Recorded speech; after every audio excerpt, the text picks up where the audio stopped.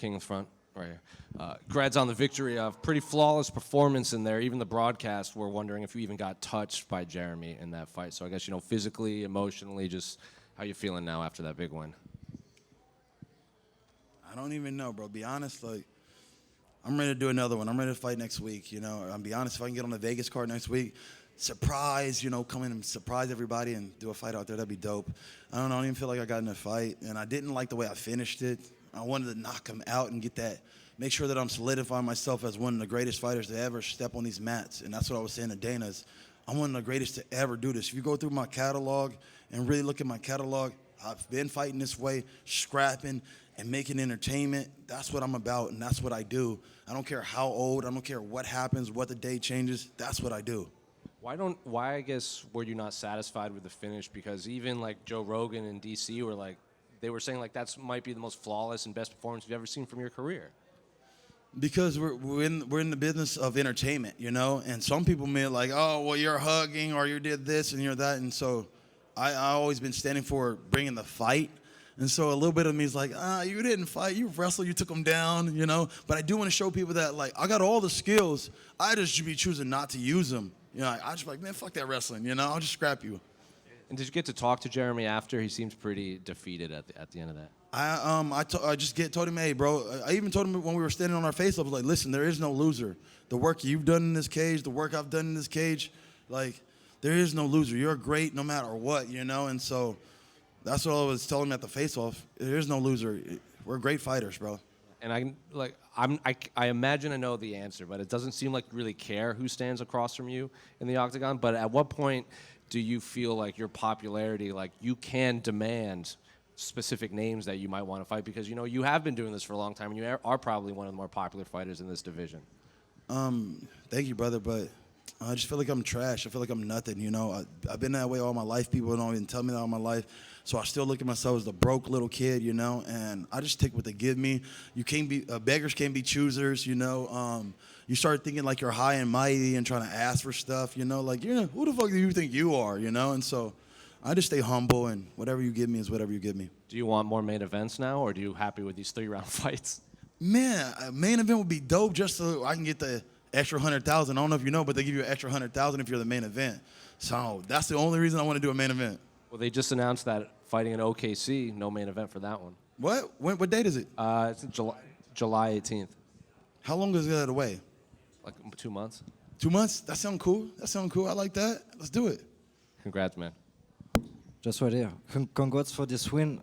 I see you fight since a very long time, and as wine, it seems that you get better with aging, not in the same way as other fighter, I have to say. Can you explain why you think this is what we see in the cage, especially this last couple wins? For me, it's top level. So, yeah, I got you. This is the thing, bro. It's like, I try to explain to people this. It's like, you could lose, and then people think you're like, oh, you're a loser, But like, when I fought Patty kicked my leg, and I slipped, and then I fell into a guillotine. When I fought Ruffy threw a haymaker, and it just landed, or a Hail Mary, and the ball got caught. It's just like a football game where there's sometimes some things are going to happen. We're like, man, that team was good, but that other team was just better. And so what I'm saying is, at the end of the day, skills pay the bills. And I got all the skills and all the tools. So I'm like, man, yeah, I know y'all think I'm falling off, but I'm like, let me show you. Over time, like, my skills will show you who I am. And that's all it is that, yeah, you're going to have fucking fumbles, and sometimes you fumble the ball. You're like, oh, he just fumbled the fucking ball. And there's sometimes that shit happens, but it's like, you got to know who you really are. And at the end of the day, the cream will rise to the top. The losers will be the losers. The winners will be the winners. It is what it is. Last one for me. You have a huge base fan in my country, in France. Can we see you? Yeah? I swear. That's what's up. Can we see you in Paris one day? We have in Paris. We have a bunch of men from your weight class as well. So. Oh man, sure. I'll go wherever they take me, bro. Be honest. I'm gonna keep it real with you. After I fought, like, I've been kind of going a little around the country. I'm like, man, I'm from USA, bro. I'm from the U.S., and I only want to stay in the U.S., but if it was right and it was just all the stars lined up, I'll come. But I'm going to keep it real with you. I'm like, man, I'm in the U.S. I'm USA all day, baby. And talking about USA, can you just give me your prediction on the main event of the White House? I'm going with Gaethje, you know. It's hard to go against Taporia, but Gaethje sends me his honest gloves. Gaethje's been taking care of me for years and stuff, and so I'm going to always be with my boys, and it's USA all day, so. Thank you, man. King, right over here in the middle. Okay. You just said you're trash, you're nothing. Obviously, I don't think anyone in this room would agree with that statement, but is that mentality kind of needed for you to continue to put on the performances you've been putting on? It's just what people tell me every day. You know what I mean? Every day. Like, I was just commenting on the Chimaya and Sean fight. I'm like, man, they're talking a whole bunch of shit. And don't do all that talking and then it'd be a fucking hug fest. And I just typed that in on the comments under the UFC shit. And all these people are like, you shut the fuck up. You suck. You ain't shit. You ain't this and that. So that's what I'm saying. People are going to tell you that no matter if, even though I'm coming off a win streak and blah, blah, blah. No, you got knocked out. Shut up, you know? And so people are going to tell you ain't shit all the time. And I still look at it like, I don't want to be the big-headed guy where you go, oh, you think you're the shit. And I'm still being humble, and I'm like, yeah, okay, I see what you're saying. Like, oh, you're not that good, or you could see me that way, and so I can see that and just be humble and understand that. Like, it's okay if I'm not shit, but I'm going to do me. Like you just said, you're on this win streak. This might be one of the best win streaks of your entire career. Like Jose said before, it doesn't seem like you care who you fight, but would a ranked opponent make sense for you next? Because that seems like it would bring in some more money.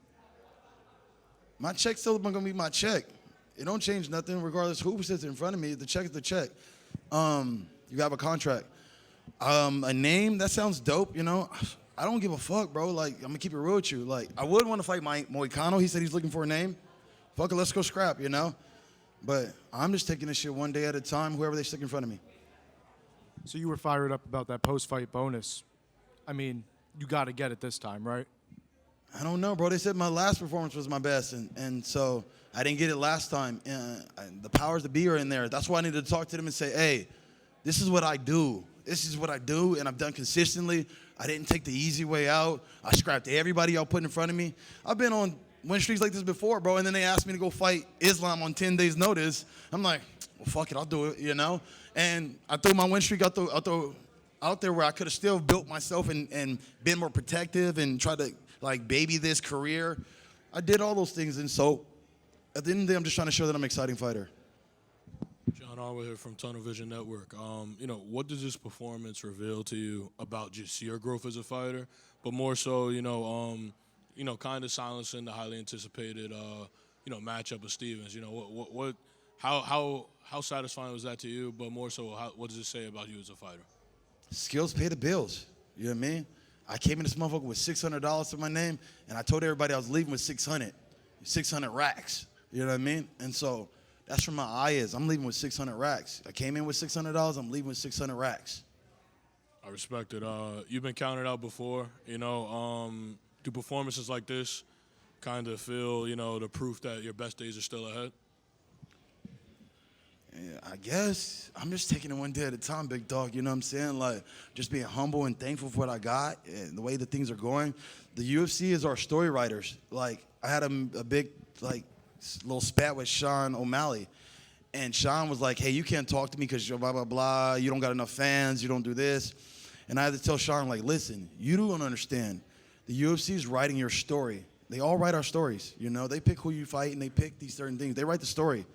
And however that thing goes, you can say, yeah, win, but there's certain fighters that certain styles, and it's not your best. And so I'm just going with whoever they pick, and they're writing the story. King Grim, I know you said you didn't really love the finish today, but this is your 12th finish, first round finish within the UFC. Do you want to keep obviously extending that number, and what does this mean to get the finish against Jeremy Stevens tonight? No, I don't want to keep finishing those numbers. Like, of course I want to keep it rolling, bro. Of course. Keep them rolling. Keep them coming in, you know?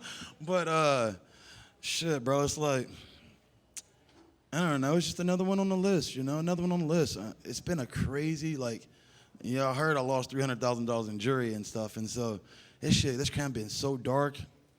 It's great to have some light after all this, you know. I've been going through so much, bro. Like, this has been my hardest camp ever. And it's nothing to do with inside the camp. It's what's been happening outside my life. People now that they think you got some money and how they treat you and stuff, and I got a bunch of wolves around me, and I'm the big sheep, you know, or I feel like a big giant cookie, and everybody wants a bite. And I asked you at Media Day what it would mean for you to get a BMF title shot in the future. That was a BMF performance there tonight, whether you wanted to knock him out or whether you got a submission. Now one step closer to that. I know you said it doesn't matter if you get a ranked opponent or not next. The check will always be the same, but a ranked opponent will push you closer to that possibly. And I know you said Moicano. How do you feel like going forward, maybe if you do get a Moicano matchup, what are the preparations that you're going to take to get ready for him? Keep socking motherfuckers' heads off. I'm gonna try to sock his head off too. You know, like, this is important thing is like, me especially as Americans, we don't like all that fucking hugging and shit. Hug fest, you know. I'm wondering if Jemiah gonna pull a hug fest. I'm trying to show those guys that do all that wrestling, like, yeah, I took somebody down, but I was sucking the shit out his ass, you know what I mean? Like, make that shit exciting if that's what y'all gonna do. Make it fucking dope, you know? And I could do that where I could wrestle, but it's still gonna be exciting. Make that shit dope. So, Bobby, Gaff from the Main Card Minute and One More Round Fights here. So Jim Miller was here up earlier. He was saying how you got to really love this game, especially if you've had this many fights in the UFC. You've got a lot of aches and pains going through it. I know that you're a cannabis connoisseur. I want to know, how does that affect, like, in the recovery and rehabilitation process after a long fight camp? Tell me a little bit about how you, recover with that, whether it's CBD or the harder stuff. Oh, shit, I'm gonna go have a smoke as soon as I get free, you know, roll up something and enjoy myself. I don't know about it helping your recovery. I wouldn't say none of that. I do certain things for recovery, but it's the only thing I got, you know? Like, I don't drink, I don't party or nothing like that, and so I can't mess with women like that. You know, my girl be all over me, and so for me, it's just being able to have a smoke. That's my little vacation, you know? I don't need nothing else but a little smoke, and that's good enough for me. Awesome. Thank you, brother. Cool. All right, guys.